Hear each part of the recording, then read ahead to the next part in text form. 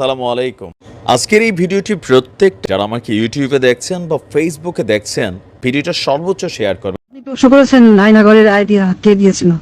হ্যাঁ, আইডিয়াটা দিয়েছিল আমার বিআই তারেক সিদ্দিকী।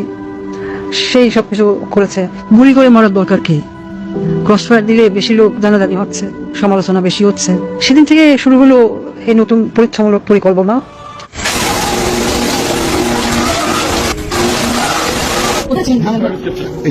আয়নাঘরের এই চেয়ারটিতে মূলত কি দেওয়া ছিল এবং কিভাবে এটিতে কারেন্ট শর্ট দেওয়া হতো। দর্শক, অবশেষে আয়নাঘরের কথা স্বীকার করলেন শেখ হাসিনা। স্বীকারোক্তি দিয়েছেন ভারতের এক সাংবাদিকের কাছে। দর্শক, সেই ভিডিও মুহূর্তে ভাইরাল হয়েছে। অন্যদিকে আয়নাঘরে কিভাবে নির্যাতন করা হতো সেই ভিডিও এখন ভাইরাল হয়েছে, আপনাদেরকে দেখাবো। না টেনে পুরো ভিডিওটি দেখবেন। চ্যানেলে নতুন হলে সাবস্ক্রাইব করে রাখবেন, একটি লাইক করে পুরো ভিডিওটি দেখতে থাকুন। আপনি প্রশ্ন করেছেন আয়নাঘরের আইডিয়া কে দিয়েছিল।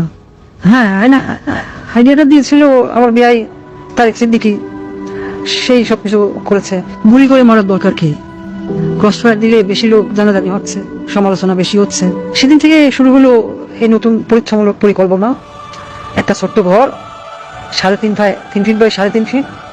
ওইখানে নিজের কোথাও ভালোভাবে শোনা যায় না। হ্যাঁ, আমরা প্রথমে কিছু বিরোধী নেতাকে তুলে আনলাম, বিএনপি, জামাত, ছাত্র শিবির, ছাত্রদল, কিছু সাংবাদিক। ওদের দেখা হলো সেই আয়না ঘরে।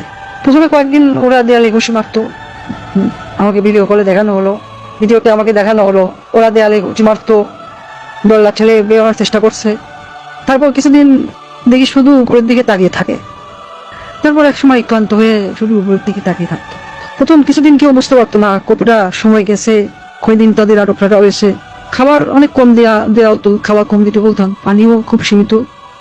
কেউ কেউ নিজের আয়নায় নিজের প্রতিবিম্বকে দেখে সূত্র মনে করতো, নিজেকেই আক্রমণ করা শুরু করলো। নিজের দেয়ালে নিজের হাত দিয়ে কষি মারলো, হাত রক্তাক্ত করলো। আমার সবচেয়ে সুন্দর দৃশ্য ছিল যখন একজন সাংবাদিক, কি তোমার নাম? হ্যাঁ, মাসুদ, নিজের নখ দিয়ে নিজের মুখের চামড়া ছিঁড়ে ফেলা চিৎকার করছে। আমার পছন্দ হলো। সারা দেশে আরো বেশ কিছু এরকম আয়নাঘর বানালাম। যুদ্ধবরা দিয়ে রাজাকার ছেলে মেয়েদের সেখানে বন্দি করতে বললাম। মাঝে মাঝে 2-1জনকে ছেড়েও দিতাম। ফিরে এসে কেউ কিছুই বলতো না, ওইভাবে বলে দিয়েছিলাম যেন কেউ মুখ না খোলে। ব্যাস, সাপও মানলো না, লাঠিও ভাঙলো না। মানুষ ভাবলো যান বাঁচাতে স্বেচ্ছায় আত্মগোপন করেছিল। কিন্তু আমার আসল শক্তি ছিল প্রচারণায়। আমার দলের নেতাকর্মীরা তারাও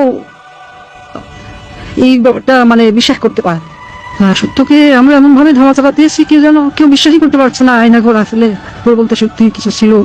আমি হাসলাম, কারণ কেন জানেন, একবার যদি সত্য মিথ্যাকে আর মিথ্যাকে সত্য বলে চালিয়ে দেওয়া যায়, তাহলে আর কিছু করার দরকার নেই।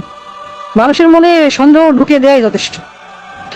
আমার বাবা বলতেন, একবার যদি কেউ নিজের চোখে দেখা জিনিসকে সন্দেহ করতে শিখে, তবে সে নিজের জীবনের উপর বিশ্বাস রাখে না।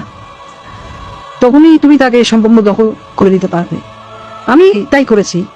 আমি তাদের মনের উপর শাসন করেছি। আমি তাদের কল্পনাকে বন্দি করেছি। রাস্তায় আজও মানুষ সন্দেহ করে আয়না ভালো বলে সত্যি কিছু ছিল।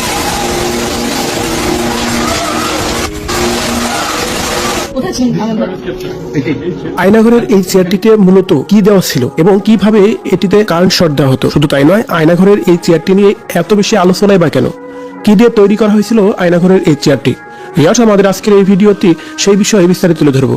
তাই একটু সময় নিয়ে পুরো ভিডিওটি দেখে সঙ্গেই থাকুন।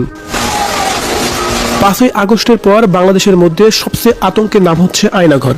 শেখ হাসিনা পতনের পর থেকে এই আয়নাঘর নিয়ে চলছে অনেক বেশি আলোচনা সমালোচনা। তেমনই নতুন করে দেখা গেল গতকালকে ভিন্ন চিত্র। মূলত আয়নাঘর পরিদর্শন করেছেন বাংলাদেশের প্রধান উপদেষ্টা সহ আরো তার সহযোগীরা। আর সেখানে আয়নাঘরে পরিদর্শন করে বেশ কিছু আলামত পাওয়া গেছে। তার মধ্যে উল্লেখযোগ্য ছিল একটি চেয়ার, যে চেয়ারটি দেখতে স্টিলের মতো হলেও সেটা মূলত অ্যালুমিনিয়াম দ্বারা তৈরি করা ছিল। আর সেই চেয়ার ধারাই কারেন্ট শর্ট দেওয়া হতো। আর এমন একটি ভিডিও রীতিমতোই সোশ্যাল মিডিয়ায় ভাইরাল হয়েছে, যেখানে দেখা যাচ্ছে চেয়ারে বসিয়ে কোনো এক ব্যক্তিকে কারেন্ট শর্ট দেওয়া হচ্ছে। আর সত্যি এই বিষয়টি অনেক মর্মান্তিক ছিল। আর এই ভিডিওটি দেখে মনেই হচ্ছে যে সত্যিকার অর্থে আয়নাঘর কতটা ভয়ানক ছিল। অন্যদিকে আয়নাঘর নিয়ে প্রধান উপদেষ্টার কাছে বক্তব্য দিয়েছিলেন আরমান ও আজমি। তাছাড়া আরো আয়নাঘরে যারা বন্দী ছিলেন তারাও আয়নাঘর সম্পর্কে অনেক অজানা তথ্যই সেই মুহূর্তে তুলে ধরতেছিলেন।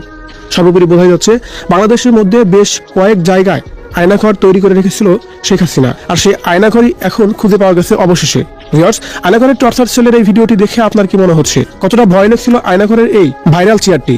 অবশ্যই আপনার মূল্যবান মতামত কমেন্ট করে জানাবেন আমাদের কমেন্ট বক্সে। বেনজিরদেরকে ইন্টারপোলের মাধ্যমে বাংলাদেশে আনা হবে।